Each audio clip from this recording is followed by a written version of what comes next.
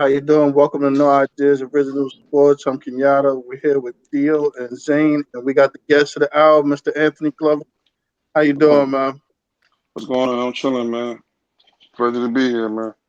Yes, Man, great sir. to have you. Great to have you, man. This Thanks. is, we was saying we all official here. Listen, you see, I'm original Bronxite, as you can see. Listen, Zane, Always. the original Bronx, and we got a Bronx forum in the house tonight or something. Yes, sir. Definitely do, Yeah. man.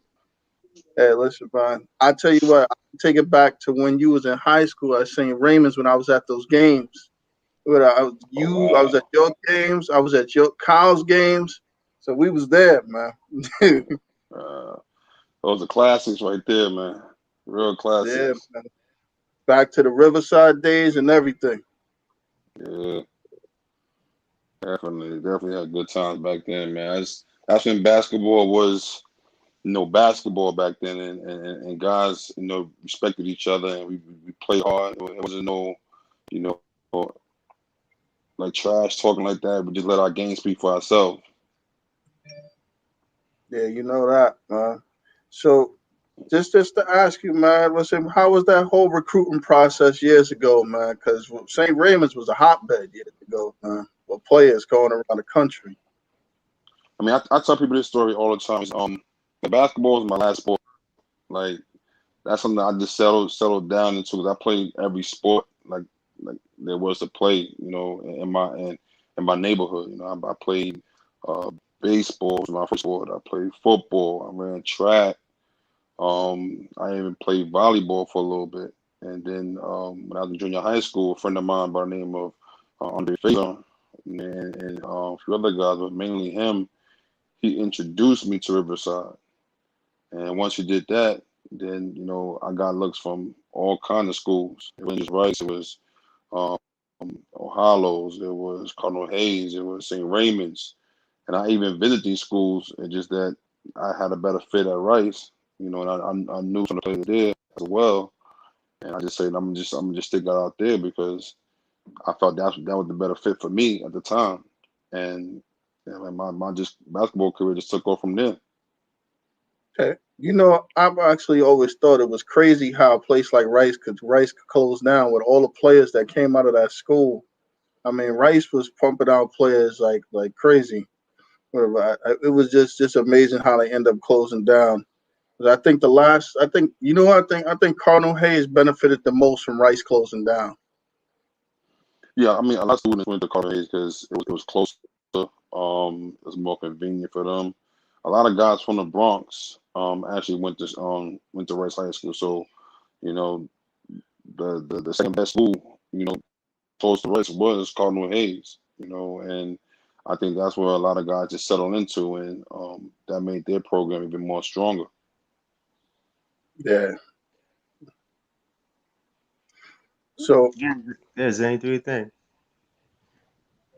Peace, Anthony Glover. Appreciate you coming on the show. Can you tell us what Yes. age you fell in love with the sport of basketball? Like I know you said you played other sports growing up, but tell us what age you think that you fell in love with the sport of basketball, and who were some of your inspirations growing up, watching them on TV or actually seeing them at a game? Um, I would say I actually fell in love with the sport probably when I was about 16. Being that got a lot of awards. We won championships. Uh,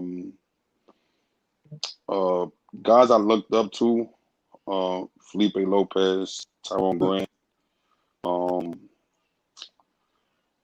uh, Ron Artest, even playing, with him on the same team, but I felt like he was like a tough guy, like a tough guy, and he was, on the same team. He was like the guy I looked up to because we played together. Like I'm like, this guy plays with no fear, and that's how I started to play. Um, we had other guys like, oh man, you had a lot of guys. Shamgar, Skip, guys like that I played when I was young. These was guys that was actually playing like unlimited tournaments, and I'm playing on a team, but I was only about 15, 16 years old. These guys is like 18, 19, and I'm actually competing with them, and I'm doing my thing, and they respected me for that because I wasn't just no young little guy. I was a guy that actually played with heart, and they respect that, and once they seen I could play, and I held my own, I went up from there. But there was a lot of older guys that I respected, a lot of guys that I looked up to. Terminator, Predator. It's a bunch of guys, man. I can't go. I can go on about it, but there's a lot of older guys that actually taught me the game and how to play the game and showed me how to be humble about it. Because I was a young dude and I was holding my own. I've been 6'5" for a long time, and at that size and my strength, like I was able to compete with grown men. Actually battle with them, and sometimes I got the best of them because of my I was young and I was strong. So there was a lot of people that really showed me how to play this game and showed me that I could go far if I just humble myself and just play a sport like it's supposed to be played. Yeah, That and was a my great guy, list man. right there, man. So, hey, my guy, how you doing, bro, my dude? I'm good, bro. How you? Yeah, we go way back, man. Listen, man. You played on one of those great AAU teams, the Riverside Hawks, I think it was. Yeah. And your team was loaded, bro. You, Grant, and Dudley Gray, Elton Brand and Lamar Odom. Yeah. To my understanding, you guys went 69-1. To my understanding, is that true? It was more. I think it was like 67, 69 in 1 year. But the game that we lost, it wasn't really a game. It was more like an exhibition because we already made the playoffs. We already made the championship game. Okay. Like, we was already in chip.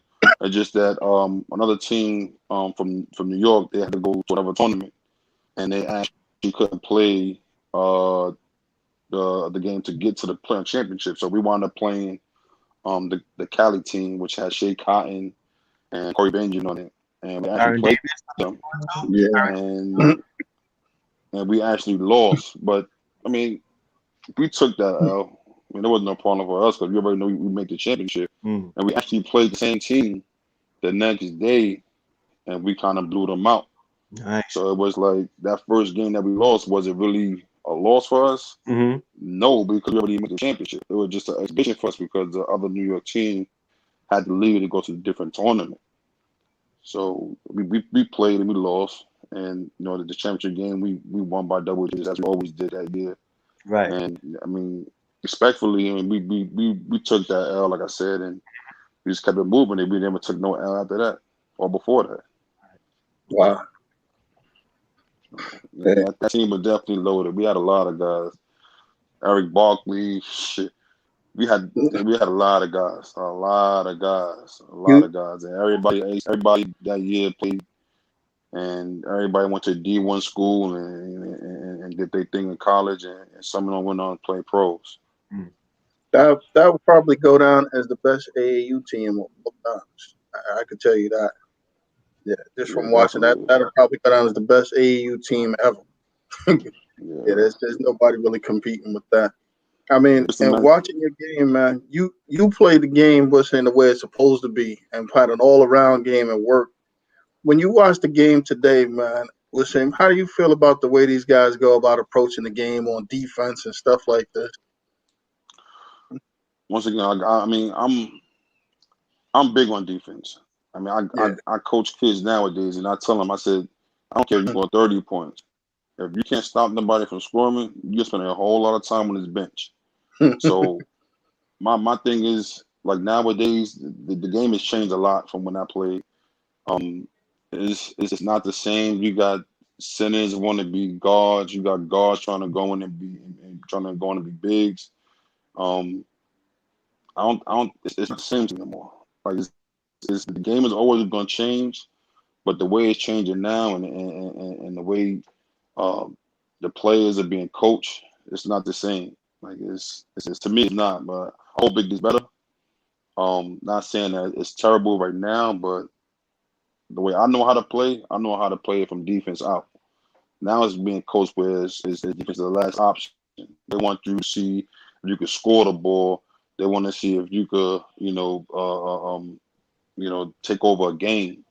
And to me, that's not how the game is played, because if you look at the stats and you look at, all the teams that make the playoffs and make the championship, those are all the teams that play defense. Everybody that play defense make the shit. Like, if you can't stop nobody, what's the point of you being on the court? Don't get me wrong. You got to put points on the board, but you also got to play the other end of the court. The game's not won on one side of the court. It's won on both sides. And then you got to have role players. Everybody's not a role player nowadays. Everybody wants to score. Hardly see nobody wants to rebound or do dirty work. Take charges like that, or block shots, or sometimes you can be that person on the bench that just rile everybody else up. Be that guy on the bench to get everybody's own. You really see that nowadays. So when you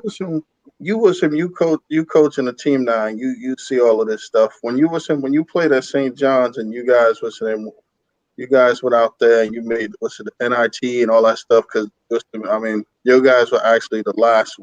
This recent team, they turned it down. I don't know quite why they turned it down, but what did you think made that team so good, or what worked for you guys? We had one goal, and that was just to make the tournament, and we came up short. We didn't make the tournament, so our next option was to make the NIT, make the chip, and get a ring out of it, and we did that. Just because one door, was knocked down for us, that doesn't mean that we can't open up another door and be successful, and that's what we did. All my career, well, since I played in college, our goal has always been getting to the championship, whichever way it's possible. And sometimes it was tough, and sometimes we succeeded, whether it was the Big East tournament or NIT tournament, or just making it to the NCAA tournament itself. We did that. So we got knocked down a few times, but we kept fighting. And I think our goal and the coach's goal and everybody else was just to make it, be successful. And sometimes we were successful. Crazy. Now I do agree with what you were saying earlier too, about defense. Defense win games, defense win championships, etc. Mm-hmm. You had the alias of the corrections officer, because you know what I'm saying. Your defense was like that. You know what I'm saying? So, like, I would say, are there one or two players that you had to defend, and who out of the one or two of the ones that gave you the most competition were the ones that I guess were the hardest for you to defend, if any? You mean as playing street ball or playing period? Both. Wow.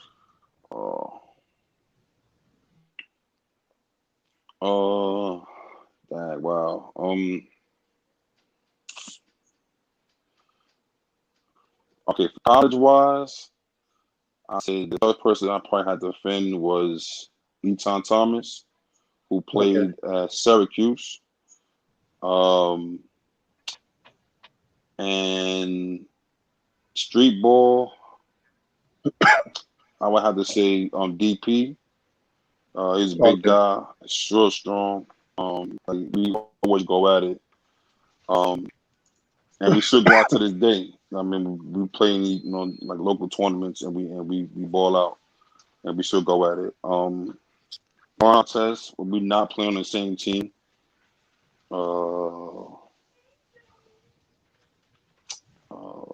I probably said that's just about it. There's everybody else I only play with by far the big guys.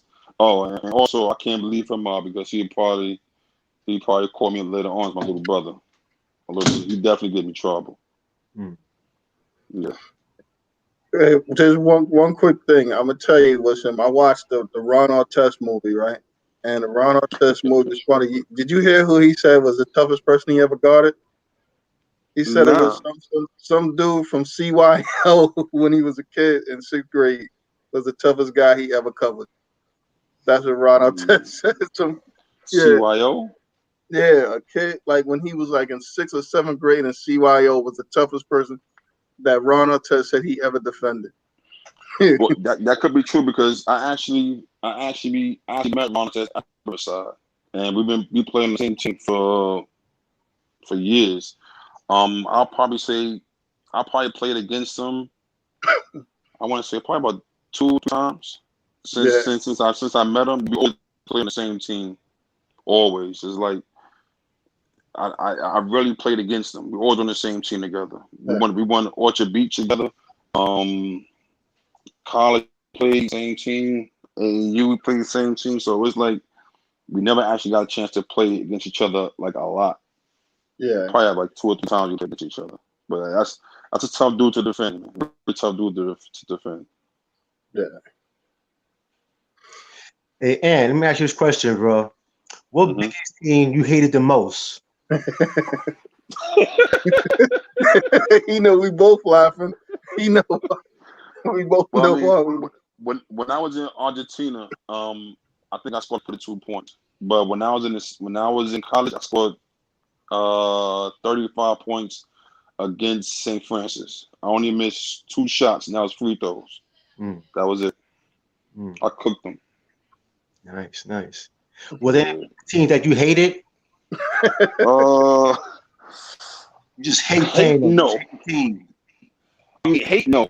Because if I hate you, that means I love you. That means it's Right, going to be a good game. So right, I don't want to hate no team. right. There was always rivalries like Rice against St. Raymond's, St. Mm, John's against Duke, Yeah, St. John's against UConn, St. John's against Seton Hall, right. yeah, St. John's against Syracuse. Yes, Like yes, those are all rival games, and I yes. won't say I hate them, but the games that I really got riled up on was when we played against Duke. And when Mm, we played against Duke down at Duke, my first year playing against them, and we beat them, I knew we could beat anybody. right. yeah. Yeah, I was going to ask you about that game, man. That was a instant classic, man. yeah, man.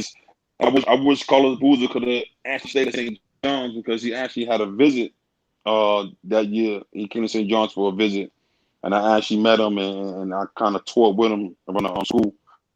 And he liked what he seen, and he was still undecided, and he chose to go to Duke. And I'm not mad because he had a good season at Duke. He had a great year, in the pros. But it would have been good just playing, alongside them than playing against them, though.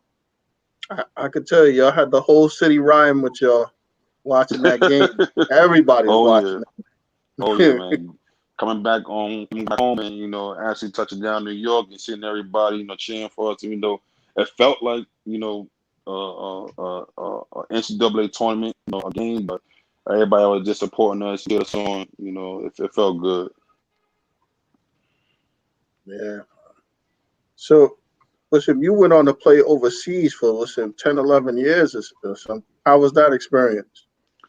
And it was great, man. Actually, to take my family out, travel for free, see different sites of the world. It was great. My first year, I was in South Korea. Made the playoffs. We got knocked out the second round. My second year, I went to Iceland. Played there. Uh, we was also in the Europe Cup. We won the league tournament. We won the Europe Cup tournament. I played in the dunk contest. Won the dunk contest. Um, I was MVP of the league that year. Then 2 years after that, I was in France. Did great there. Played in Pro A and Pro B. And I played in Paraguay, Mexico. And then from there, I played about 5, 6 years in Argentina and got championships there. Played in the Pro B a few years. Took the team from Pro B to Pro A. Had 2 successful seasons in Pro A. We just did good. I mean, I had a positive pro career, and I thank God and my family because they both was always near me and always with me, And like I said, my family out there to live with me a few times, and they loved it. You know what I mean? The city fell in love with them, and they fell in love with them as well. It was great. It was great. See, the great part of what you're saying is that every place you talk about is synonymous with winning. I mean, when you take a good guy like myself, and you put me in, you know, around the player that got the same goals, same mentality, it's gonna be easy. You know, it's not like everybody had a mentality of, you know what, I'm gonna take 30 shots, or you know, we got this American who's rebound for us and pass the ball. It wasn't like that. It was just that my agent put me in good position to be, you know, a leader, you know, be, you know, a motivator, and be, you know, be a flat player. And that's what I did. You know, I had a chance to also play with a few guys from New York. I was on a team with Charles Jones, Keith Satterfield. So like I said, we had good players, and you know, we had everybody had the same mentality. And the coaches on each team was great too. I mean, they wasn't, you know, stuck up or nothing like that. They listened to the players, they listened to the Americans, and you know, it went both ways. Hey, we got a question from one of the listeners. Shannon says, what's the difference between Pro A and Pro B? And where? And I guess the what's in the different leagues you played in? Well, Pro A, you're gonna have like top notch players. You might have some players that play in the NBA, and you know, got released from the NBA, playing in Pro B. I'm Pro A, but you're gonna have like tough players in Pro B as well. Like you're gonna have like the hard players, the grimy players. They're gonna, because they want to move up. They want to, you know, I guess, like build a name for themselves. It's tough guys. I mean, Pro A got tough guys, but Pro A got, you know, NBA like prospects, and you know, Pro B players. They're just coming up, but you're gonna find some guys that's probably belong in Pro A, but they not in Pro B. Yeah. It's like Pro A is like varsity players, and Pro B is like JV players. If you want to like that, yeah, it's like that. I always felt that let's say ever since like Jordan left, basketball or the NBA defense went soft, and a lot of players that we look up to now, they wouldn't be able to survive back then. Back in the Piston era, the Celtics era, and Chicago Bulls era, so forth and so forth, Pacers era. So my main question is, do you feel that the NBA is way more cosmetic, being that you have these Fortune 100 companies that's putting up big money as far as contracts for Stephon Curry, LeBron, list goes on and on. So it seems to me that they took out that defensive aggressive element in order to preserve the longevity of these athletes, as far as, you know, not getting injuries and stuff like that. So how do you feel about that, and do you agree? I don't think that they took it out. If you look at it, all the players that actually retired or, you know, decided, you know what, like I'm done. Those are all tough nosed players, like top notch players. I always like Shaquille O'Neal game. Like I've been a fan of Shaq for the longest, you know, and he played with passion, but he played with strength and power. So you have Shaq, you have Kevin Garnett, you had Chris Webber, you got Barkley, you got Allen Iverson, you got John Stockton, you had basically everybody from Pistons. We got Isaiah Thomas, and you got Robin. Dennis Rodman. All like those all players that all retired, and those we don't have those players no more in the NBA right now. We have upcoming, you know, people, which was Steph Curry, you know, LeBron. You got those players, and I'm not saying that they play soft. It's just that they play with, like you said, with more finesse. They play with more style. There's not a lot of people, you know, bumping in the middle on doing it. I saw the game the other night with Brooklyn and the Lakers. Yeah. and you had LeBron and Davis and AD on the side, but you had Kevin Garden, Kevin, you had Kyrie was going inside, he's playing inside out, which that's his game. But then in the middle, who we had really nobody besides Drummond. Drummond was playing hard, bumping, scoring, or bumping, trying to get a foul. Like, I haven't seen that in a long time. And if you look at it, like, what guys right now play like that? Like, play hard nose, just going out there and just bump guys off the paint on defense, or just bump guys on offense just to get to the rim. And you got guys, flopping, trying to get a call. Yeah, that's part of basketball. But is it really basketball? Yeah. Like, is it really basketball? Like, is that what you taught in practice? Take one bump and flop and fall and hope and get a foul? Like, nah, man. That's not how I was taught. I always taught, if you want it, go get it. I mean, and if they ain't giving it to you, just take it. And I don't think the NBA is like, it's taught that way. It's more, like I said, you got center shooting threes. It's just crazy. It's crazy.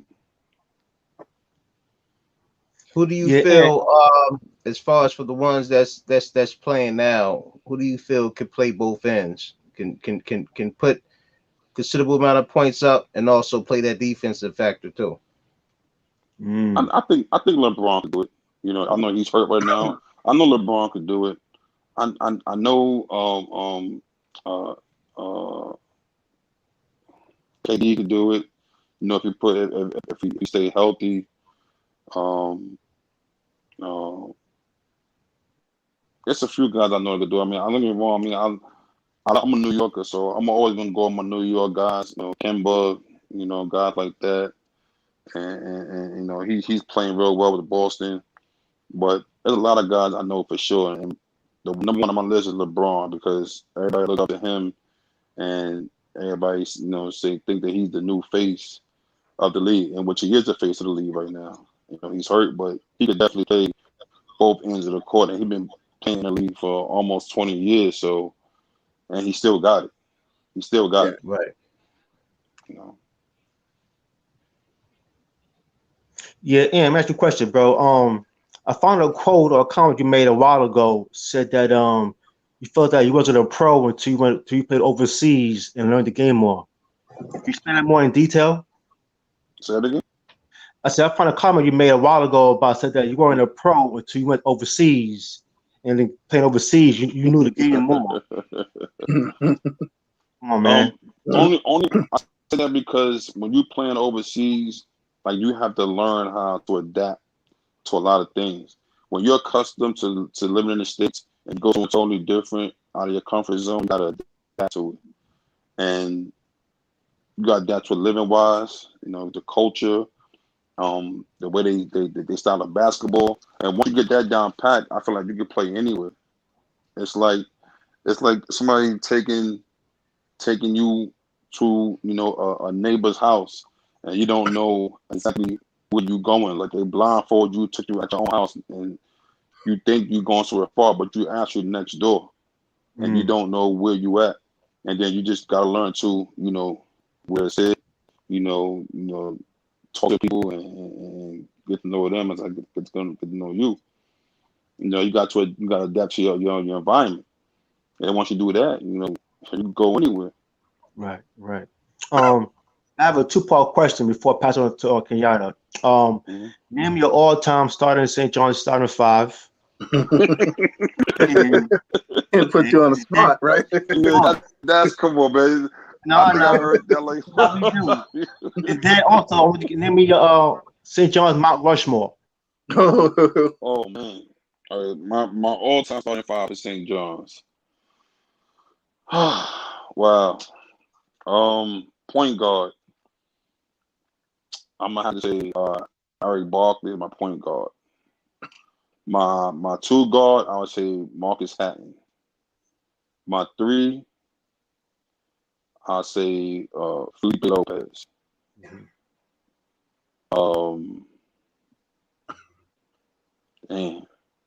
these are the only guys I play with. That's what I'm naming these guys. I mean, I know a lot of the other Okay. guys. You know, 4. You can put I like to yourself say in Ron too. Artest. Oh no. Oh, of course.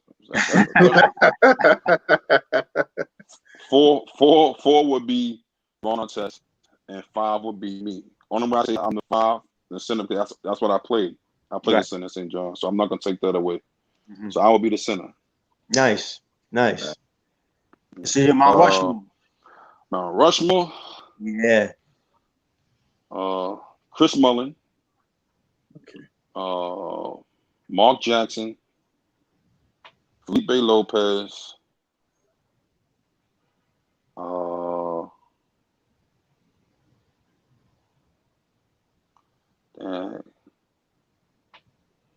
And I would say Malik Sealy. Nice. Okay. Yeah, nice. Malik Sealy. That's nice right there. Can't get mad at that. Yeah. Nice. Those are all legends. Yeah, man. For sure. So recently, Draymond Green said that he's the best defensive player ever to play basketball, and that if he had a Mount Rushmore for defensive players, he'd put himself on there 4 times. What do you think of those comments? He's his own wrong all 4 times. I mean, listen. I mean, I'm not gonna take none. That's our God's opinion. That's his thoughts. I'm not gonna take none from him. But I wouldn't put him up there as top defensive player, or I wouldn't put him up there Mount Rushmore for top defensive player. I wouldn't do it. No. That's just me. No, I wouldn't do it. So who would you think you throw up there for Mount Rushmore on top defensive player? Defensive player, Dennis Rodman.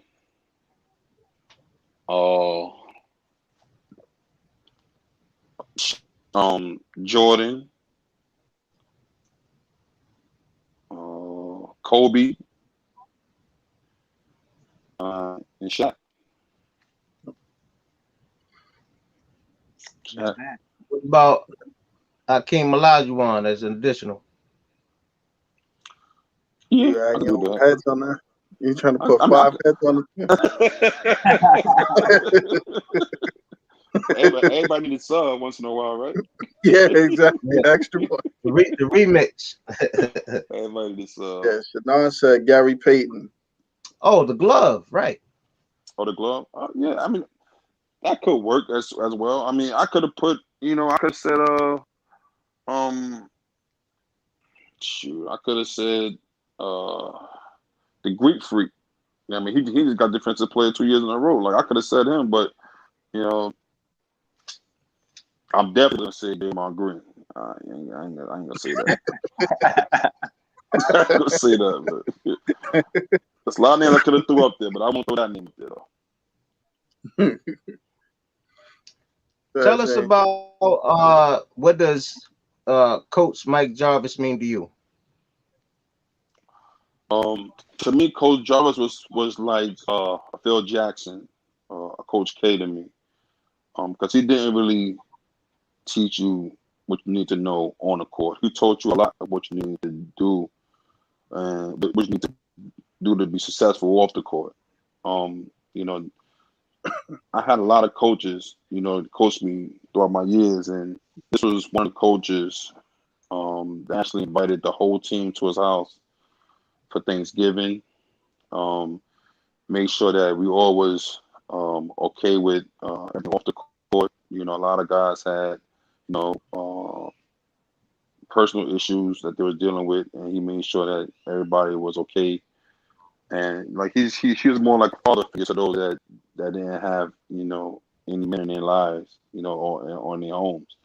And I respect that of him. And he always kept it real with all his players, and he always was positive. He let you know what you needed to know, even if you didn't like it. He told you straight to your face. He wasn't somebody that talked behind your back, nothing like that. But he definitely was a positive role model while I was at St. John's, and till this day now, I still call him, for his birthday, just check to make sure how he's doing, and he do the same thing for me. He check up on me, and I'm going to do the same thing for all his players. Big shout out to Mike Jarvis, Coach Mike Jarvis, y'all. Yes, sir. Yes, sir. And recently, we lost Tom Konchowski a few weeks ago. You know, the high school guru that everybody know in New York City. And I'm quite Yeah. sure you met him a few times. So, can you elaborate? You know, any good stories? I guess you and him had interact during your high school days. Um, I think the first time I met him, we was playing in AAU, and he has like huge hands. Like his hands is really huge, and I'm shaking his hand. I'm like, he got gloves on. Like this guy got some really big hands. And we sat and we talked basically about what my future looked like if I had any if I was had any ideas of what I wanted to do. And I just told him no, and then he just he told me who he was, and we just kicked it. And he's a positive guy, and well respected around the city. When I heard about his passing, like everybody else, it kind of hit home a little bit, because he was always a positive guy, and he looked out for everybody. And if you knew him, you knew that he was a good guy. You knew he was a good guy, and he did the recruiting in the city. So, so my first time I met him, I was in AAU, and we just had a nice little talk, about the future. And that's about it, man. He's a great guy. He's gonna be well missed, and Yes. that's about it. One last question too. What's your opinion on this transfer portal going on in college basketball, man? How you feel about that, man? Huh? How you about the transfer portal going on in college basketball? All these kids is leaving after 1 year. Like 2,000 kids in the portal right now trying to transfer right now. How you feel about that? I mean, I guess the kids know something that we don't know. Education is the key. I mean, I don't care where you go, what you do. Education will always be the key. If you feel like you could prosper more by leaving, early. I mean, I'm not gonna stop nobody's dream, but everybody should get their education. And for us being athletes and it's given to us for free. Why not take advantage of it and just get that degree, and just make your life a whole lot easier, because the basketball is not gonna bounce, forever. Right. You're gonna retire. You're gonna stop playing ball, and you're gonna need something to fall back on. That's one thing my parents always taught me: is sports gonna be there, but it's not gonna be there forever. That you're gonna need something to fall back on to take care of your family. And I was always big on education. But I mean, these kids nowadays, they transfer from school to school, and then they think they could be successful by transferring sometime right out of school and go to the pros, and it doesn't work like that. And then now you got to try to find plan B or plan C or whatever. So I would say stay in school and get your education, because that paper, as far as the degree, is you're gonna need in the long run. So I agree with you 100%. Listen, the whole purpose of the scholarship is supposedly to get the free education, Exactly. but especially with the way colleges cost now.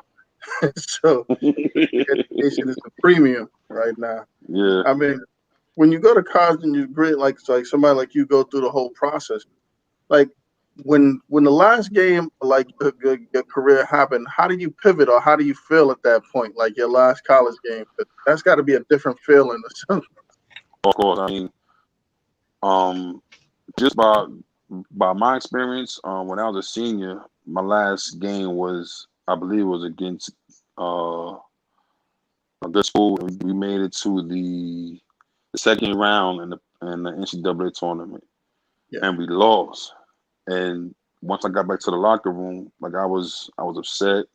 I was down. The rest of my team was down, and I decided right then and there that I'm gonna come back to school for my 5th year, because I didn't like that feeling.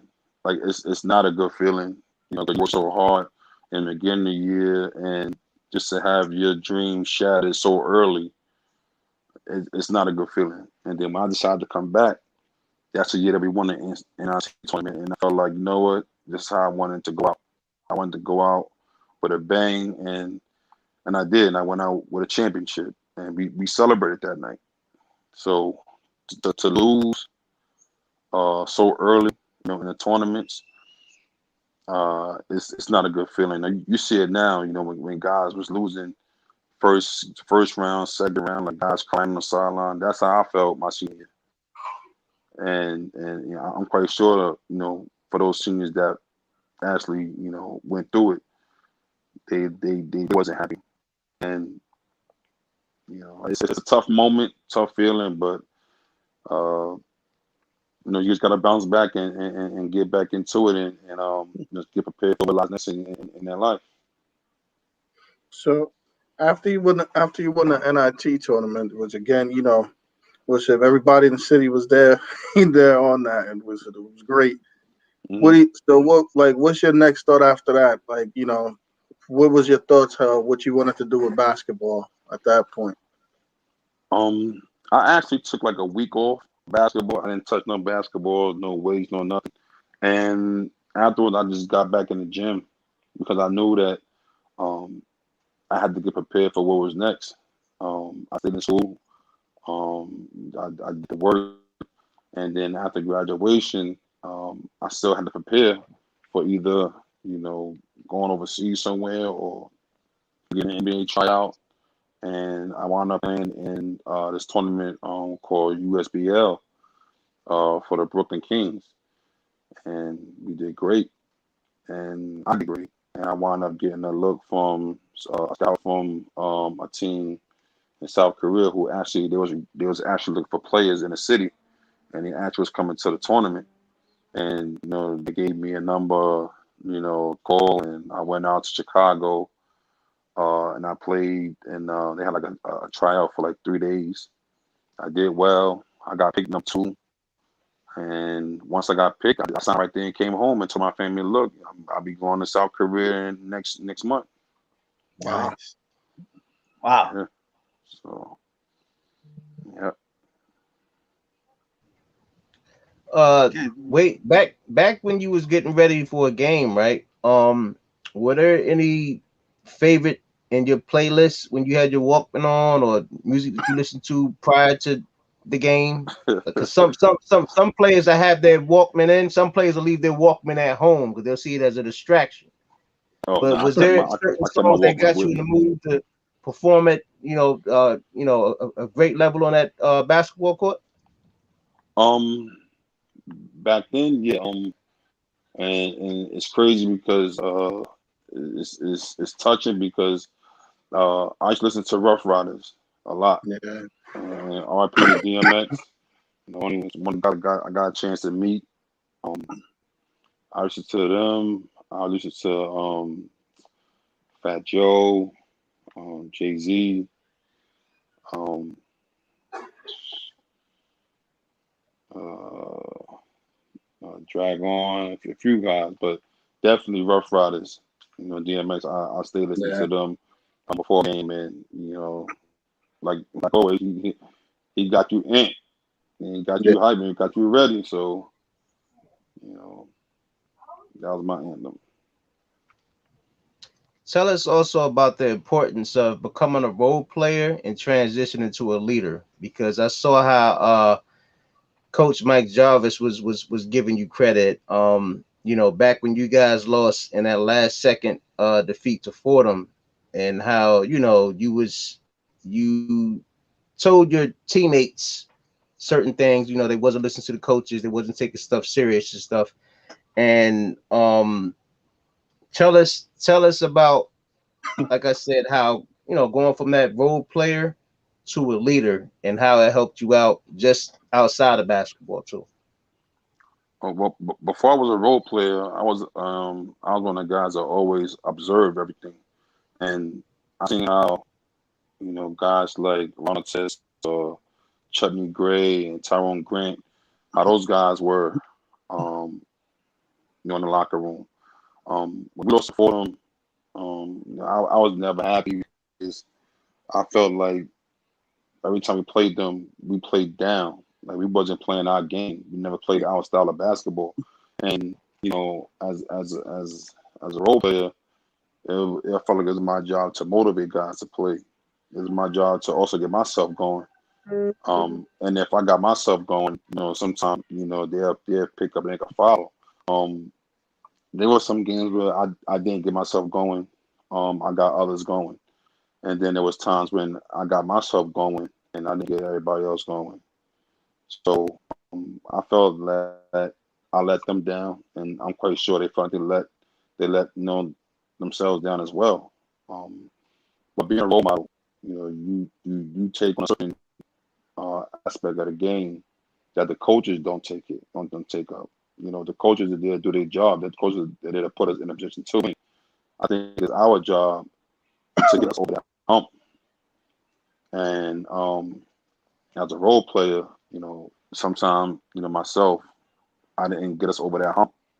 And as a leader is able to accept those challenges, accept those defeats, accept those wins as a man.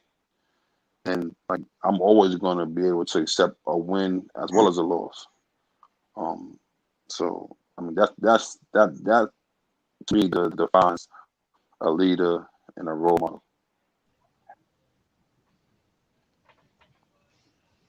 Yeah, and how you feel about the coach Mike Anderson in St. John's right now, moving forward, man? I think he's a good guy. I actually went to their practice. I've seen him practice a few times. He's a great guy. He got these players playing a totally different style of basketball, fast, up pace, and he got the ball moving, on both sides of the court, which is good. Right. And I think that's what we need. We need to change the direction, change the style of play, and so far so good. I mean, these guys is actually doing real well defensively. We had a lot of awards right now at the end of the year.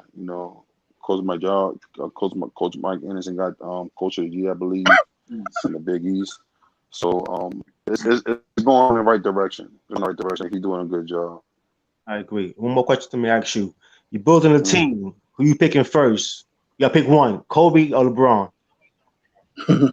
Oh, you blew me into that. That's it. I'm picking Kobe. Okay. Kobe. Black Mamba, RIP all day long. I hear that. Yeah. I still like LeBron, but I'm picking Black Mamba. I get that. Yeah, I'm with the Mamba too. Yeah. So it's funny. Mike Jarvis wasn't the only person that spoke about your leadership with him. I remember reading an article where Bingo spoke about your leadership back in the Rucker time, man. Can you tell us a little bit like your relationship with Bingo out there at the Rucker, man? Bingo has always been like a second father to me. Honestly, I think without Bingo, I probably wouldn't be playing ball the way I'm playing now. Like I said, Andre Faison introduced me to Riverside, but Bingo actually taught me how to play, at Riverside and how to play in street ball. He did my coach since I was a little kid, and he's actually still my coach now. So, like I said, I mean, I love the guy to death, and like I said, if you need me, I'm always there. But like he's the reason why I'm successful in New York City basketball and also pro, because I go to him for workouts. He gives me all kinds of great ideas and how to improve my game. And like I said, he's a great father figure, to guys that need it. And like I said, he's always been a second father to me. So like I said, and I've been playing for Bingo also since I was a little kid. Won like many championships. Nike was playing with Team Nike, Bingo All-Star. I think we won 3 championships in Hoops in the Sun. I believe 3 championships in Dykeman. I won the championship in Rucker with him. Like everywhere we go, we win. So, just like Cali, DJ Cali, all we do is win. So what we do is win. Just say, man, you synonymous for winning. That's good. So you I coach, try. you coaching now. What do you enjoy the most about coaching, and what's the toughest part of coaching? What I enjoy is yelling at the players now. See, now I get to yell at them. Now I get to do the yelling. Just teaching them and showing them the difference between actually playing a game and learning about the game. Because a lot of guys, a lot of these young players don't know the basics. If you know the basics, then it'll make your whole game much easier, much better. Passing, bounce pass, chest pass, overhead pass, knowing when to pass, knowing when to score, um, uh, rebounding and outlet passing, or rebounding and pushing the ball to the court. Like a lot of these guys really don't understand why we do certain drills, and we break it down to them why we do certain drills. Because when you're in certain situations in the game, if you're being pressured and you trying to pass the ball, no, you get the rebound, you push it yourself. So once you push it yourself, now you might have one or two defensive players behind you, so you can make an easy pass or easy shot or easy layup for yourself. And a lot of these guys now, I think they want to showboat and want to make fancy passes or make the crowd scream and cheer. The crowd's always going to scream and cheer. You just gotta keep your head straight and play the game the way it's supposed to be played. And I just like to be able to just teach kids how to play the game that I was taught instead of teaching them the game the way they see it on TV. That's good. Do you have a? Can you tell us a top 5 list of your McDonald's All American? Nice. Top 5. Well, being there, I didn't go to McDonald's All American. I can't give you that right now. I can't. I really don't know that many that went there. I mean, I didn't go. I went to DC Classic. Mm. Yeah. Hey, Ant, do you feel the 3-point shot destroyed the game or elevated the game? It elevated the game. It definitely elevated the game because now, for an offensive player, it made it much more easier for them to get more points off now. Instead of them trying to get close to the rim or trying to get to the free throw line, when you come across half court, if you got that range like Steph Curry, you ain't got to go but so far.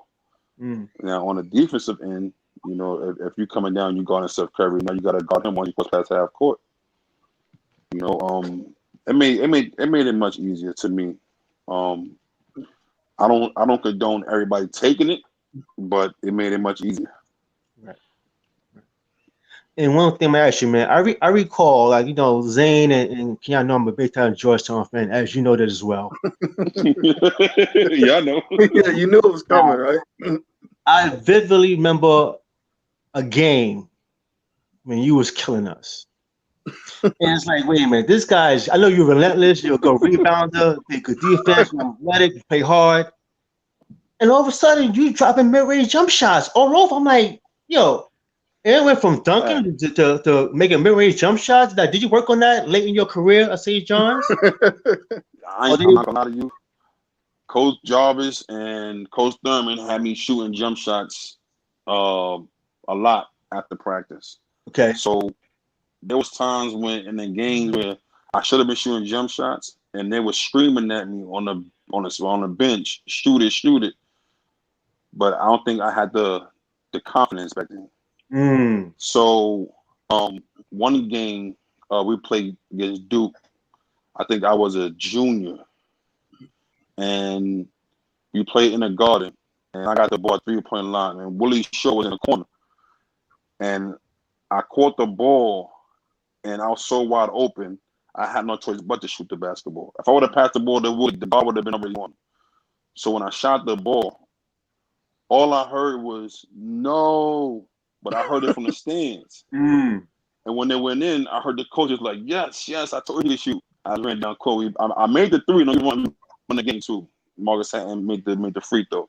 Right. And we won the game. So if I would have missed that shot, whoever in the stands, they would have been right. but I made the shot, That's so it right. was wrong.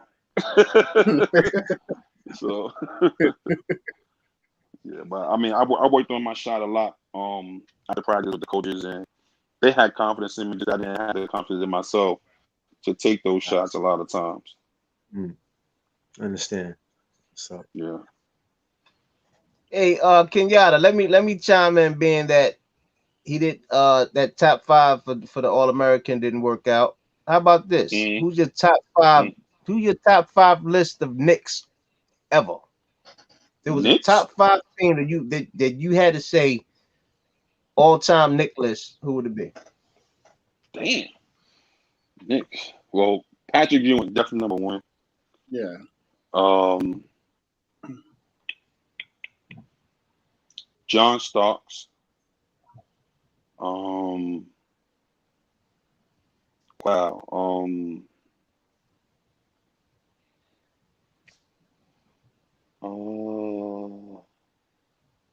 Mark Jackson. Um, Spreewell. And I would have to say Oakland. nice. All right. That's solid. That's solid right there. Mhm. Oh, somebody said Bernard King. Joaquin. Oh, my Spreewell, but not. Yeah. Yeah, my Spreewell. But no, I got. Yeah, you're right. You're right. You're absolutely right. You're absolutely right. But So I got to keep Charles Oakland. That's the heart and soul of that team back then, boy. yeah. Yeah. So would you ever think about becoming like a college coach or anything? Is something you consider or aspire to be? Yeah. You know, if when the time is right, I would definitely like to be a college coach because I feel like I got more teaching to do. Not just high school, athletes. I could also, influence a lot of college players, whether it be men or girls, and teach them, what they need to do to be successful to get to that next level. Um, and it's not gonna be easy, but with a lot of hard work and guidance, the right guidance, they can do it. So listen, do your kids play? Huh? Your kids play? My oldest daughter plays. She used to play. She Okay. doesn't play anymore. She had a few surgeries. Oh And wow. she decided not to play anymore. And I was fine with it because at the end of the day, it's her decision. Always gonna support her. But I have a newborn. She's about to be one this coming June. Okay. Um, Hopefully she have a basketball in her hand. If not, whatever she decides to do, we support her. But of course, she's gonna have basketball. She got a few basketballs in her crib right now. So she already know. I mean, she watch sports on TV. Um, she likes basketball. She likes football too. So she'll be all right. That's great, man. That's Yeah. great. Go ahead, Theo, because I interjected before Kenyatta the So last good, one. man. So good. I'm actually and might be tough to ask. Do you think the NBA gave you a fair shot to make it in the NBA? Because I thought you coming I out of think college, I thought that you had a place in the NBA. Yeah, I I don't thought know. so too. I gotta say that. I gotta agree with that. I thought so. I um don't know if you maybe undersized or what it was at the position, or maybe you didn't. Please elaborate. 'Cause I I thought don't. you was NBA material, man, for sure. I mean, I had the body for it. I was definitely in shape. I was definitely strong. Um, when I left St. John's, I didn't really have anybody, guiding me in that direction. Okay. I actually had a workout with Boston. It's crazy because I actually played ball with a lot of Nick players. Um, Anthony Mason, RIP to him. It was him, a few other guys worked out in Manhattan College during the summer, and I was brought up there to work out with them.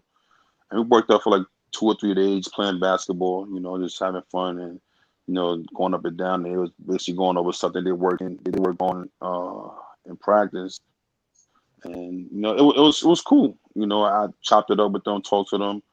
But my last workout was with Boston. This was before. This was right after they won a championship. I had to work out with them during the summertime. Great workout. I don't think I was at that time ready for it. There was a lot of other good guys that was there, and I'm not gonna knock it. I mean, the other guys that fit better into their system than myself, but I had the opportunity. I just wasn't prepared for it. I mean, God put me in certain situations, whether I was prepared for or not, and I just took advantage of what I was, faced with. I mean, I had a successful pro career. I mean, I think everything that I've gained from it. Travel for free. My family traveled for free, and I met different people. So I'm blessed. I mean, I don't see nothing back from what I've gained from it. I'm just happy. I think I had a good career. Beautiful, my dude. I think a lot of people don't realize, and just from talking to you, you realize, like, could you tell people actually how hard it is to make the NBA? Because I think that people don't realize, like, the pool gets smaller. So even to go from high school to playing a D1 school, it gets even smaller and smaller and smaller. Yes. I mean, it's tough. Like, we spent, I want to say, about 15 minutes, and that was just warming up and stretching, and even that was hard. Like, they don't go through the normal stretches that a lot of college coaches put the players through. Like, they really go through everything, every part of your body. You stretch, elbow, knee, ankle, everything, and then it's warm ups, and then they put you through certain drills, and they give you 3 plays that you got to remember. And they put you in different positions. So if you play in a point guard, one position, you may play a three guard, or you may play power forward. You got to remember every spot that you got to go to. And sometimes for some players, it's hard for them to remember because they're so used to playing in one position. The NBA, they put you through all kind of positions because it's not really, you're gonna be stuck in one position, especially if you're a guard. You got to know the point, 2 guard and 3. You got to know all positions. So it's tough. It's tough, and you're gonna get bumped around, and they're gonna talk trash, and you got to learn how to just either talk trash back and keep it moving, or just shut up. I mean, it's either or, but it comes with a lot, and it's not easy. I'm not telling everybody it's not easy. Even my friends, they actually say questions like, "Why you didn't make that? Hey, why didn't?" Bro, it's not hard. It's not hard, but then again, it's not easy. Once you get there, you feel like you made it. Until you sign that paper, you got that contract, then you made it. Yeah. But trust me, it's not easy. But then again, I said it's not that hard either. But it definitely ain't easy.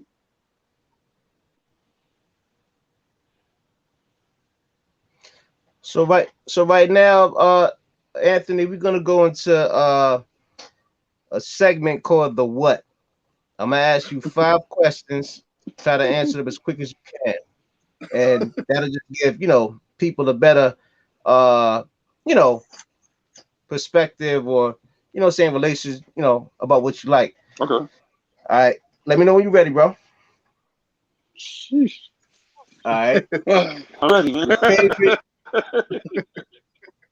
Your favorite movie is Friday After Next. Favorite basketball player is Shaquille O'Neal. Favorite food is Lasagna. Your favorite color is Blue.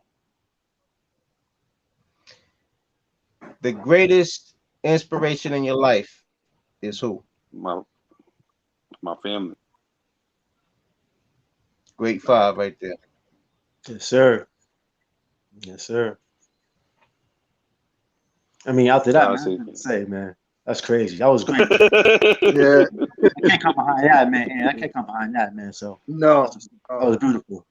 no, I yeah, ain't gonna lie, that food part had even messed up. Like, I could have said anything, tell you the truth. I could have said Caesar. Something.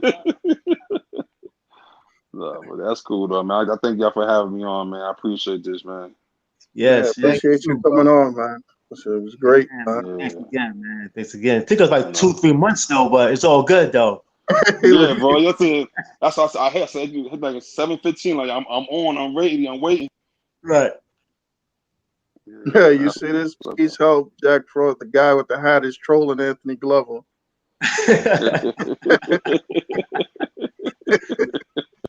Yeah, Jack man. Thanks Frost, again, huh? man. I appreciate Nah, that, man. Thanks no again, problem, man. guys. Thank you, appreciate it. Anytime, man. All right, guys. All Peace. right, Enjoy, Later. man. later. Later, bro.